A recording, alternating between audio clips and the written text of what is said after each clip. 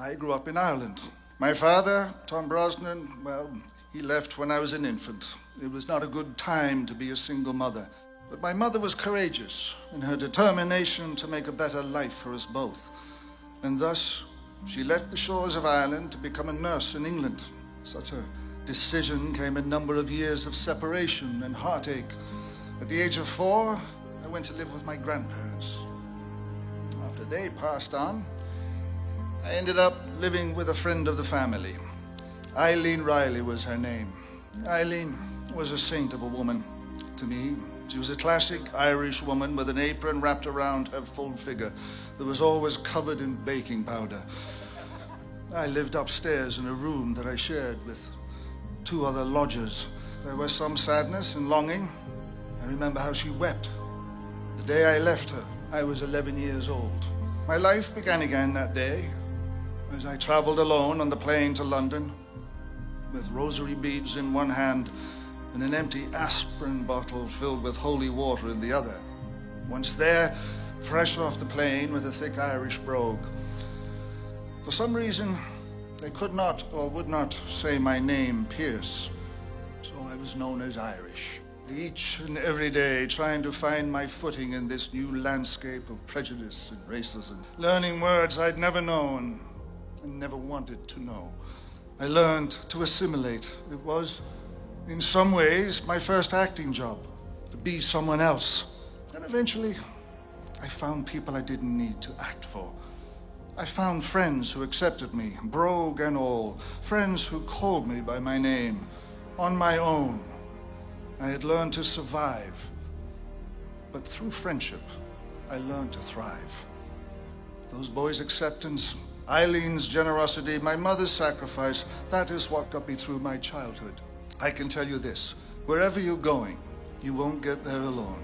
I certainly didn't. It's easy to feel overwhelmed or daunted by the challenges facing our world. In those moments when you feel outmatched, you need people you can turn to. You need people who can support you, who can swell spirits, who can pick you up and dust you off and set you right. And once you're ready to get back into the fight, you will need people to stand by your side. Our world doesn't need a lone hero out to solve things solo. Our world doesn't need a hero who only chases adventure and glamour. We need people who have a passion and a sense of a mission. My own environmental awareness and activism were born out of a love of nature, a love for the ocean, and the love of a great woman, namely my wife, Keely. My wife and I helped save the last pristine breeding ground of the California gray whales. That is our passion.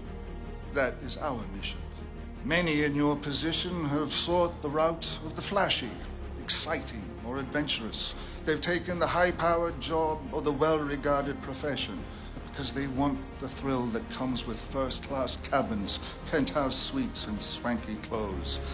Well, I have worn the tuxedo, so I can tell you this. Our world doesn't need you to chase the super spy lifestyle. It needs you to find a passion and a mission. Greatness doesn't come from destruction. It comes from the courage to create, to see the opportunity we have been given, to seize it and to build the future. You are the architects and the engineers of a new tomorrow. And like no species before us, you have the power to shape the future.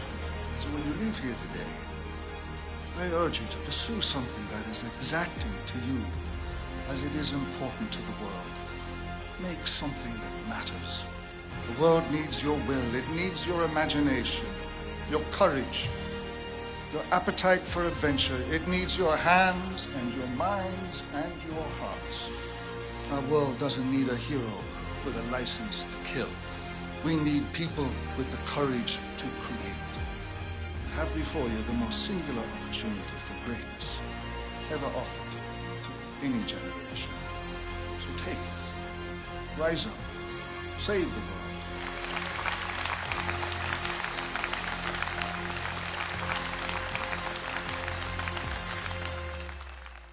I hope that this cadence will leave you both shaken and stirred, but we'll see about that.